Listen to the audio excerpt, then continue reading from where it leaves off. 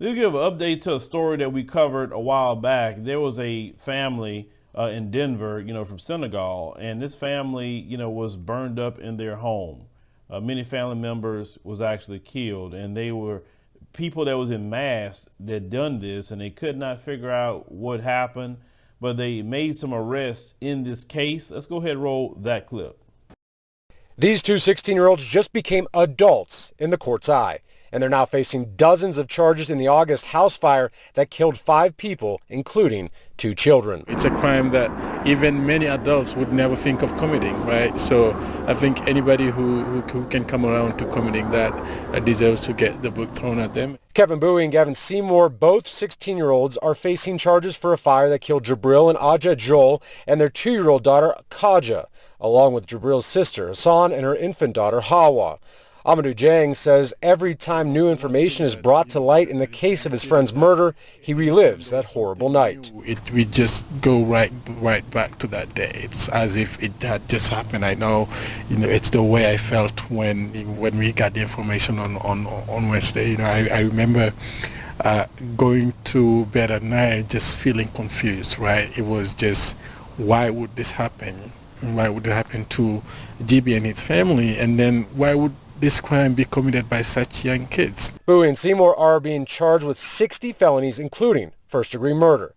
A 15-year-old was also arrested and is charged with 47 felony counts. His name has not been released as his case will be referred to the juvenile courts, but the district attorney is requesting that he also be tried as an adult. There is a lot that still doesn't make sense, and I think until we have answers to all of those questions, then we still are a long way to go in this process of healing. So this story is extremely horrible.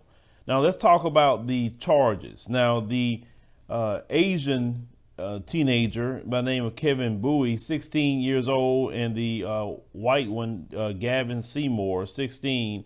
As they said, they've been both charged as adults. Now, Bowie faced 46 felony counts, including 5 counts of first-degree murder after deliberation, 5 counts of first-degree murder, extreme indifference, 5 counts of felony murder, multiple counts of attempted murder, first-degree assault with a deadly weapon, first-degree arson, burglary, and conspiracy. As I said, Bowie also faces 14 potential sentence enhancers for using a weapon or causing death or serious bodily injury in the commission of a violent crime. They say if he's convicted, and the records show the charges was filed in the Denver District Court. They say the court didn't identify upcoming court dates. They say for the 2 teenagers as charged as adults. Now they say Seymour actually will face the same 60 counts as Bowie in the case. There's another 15-year-old in the case that's going to be charged with the same counts as well.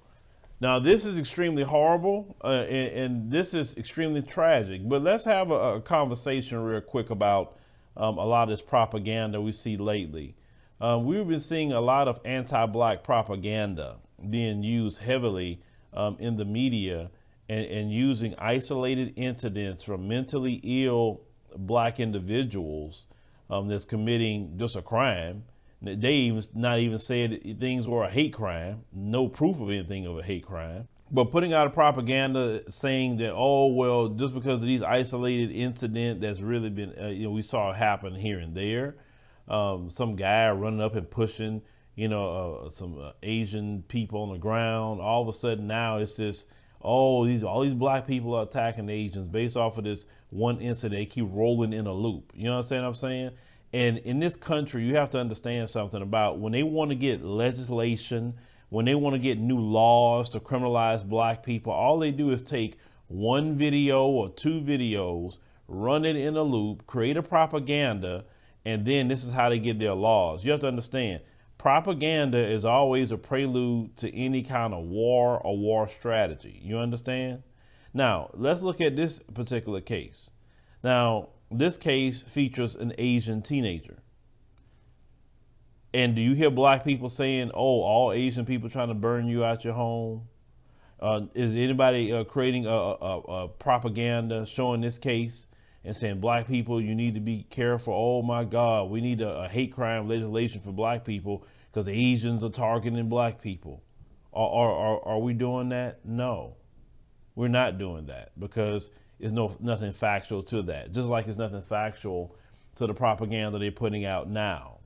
There's no factual, because that's called it what it is. The Asian community is segregated from black folk. They don't live around black folk. You can go right here in Houston and see in their neighborhoods, they have a whole section of town that's all them, their businesses and everything, and they do not, interact with black people like that. And black people don't go mess with them either. We all know this. But it's this propaganda they're putting out, and they'll take a crime like this, a horrible crime like this, and they run it in a loop, and then you'll see it on CNN. It's amazing how they went from Donald Trump, Donald Trump's a racist, to let's go back to attacking black folk. Because, this is the thing. Let me tell y'all about the media, how wicked it is, okay?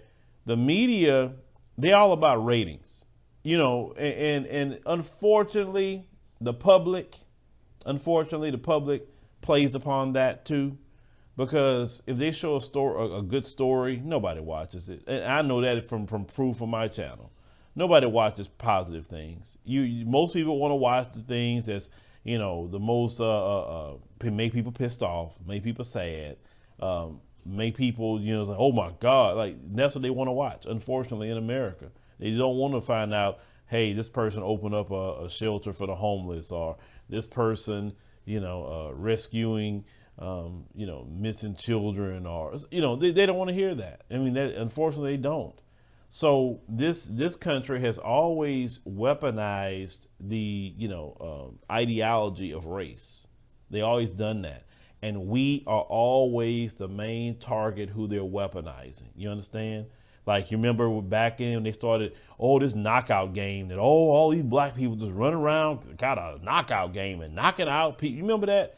They always trying to find a way to keep criminalizing us. And you notice that was during Obama when they talked about the quote unquote knockout game. I'm noticing a pattern here. Is that when Obama was in office, it's the knockout game. Jim Crow Joe's in office, all of a sudden all these, fake attacks that nobody's proving anything, because it's not happening against Asians. That's what's coming up all over the place now. We need hate crimes.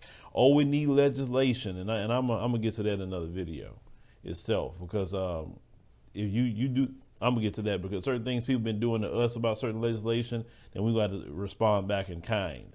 But what happened with this family is horrible, and it should never happen again.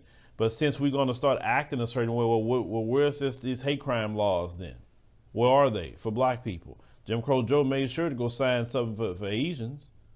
Maybe we should file a lawsuit against the Biden administration for discrimination, because he only gave a specific group something. And we was told that you can't do only something for black people. No, that's what Kamala said. So what you mean you can only do something for Asians? So I really think that black people need to, talk to some attorneys, get together and file a federal lawsuit against the Biden administration by the executive order, because it's discriminatory.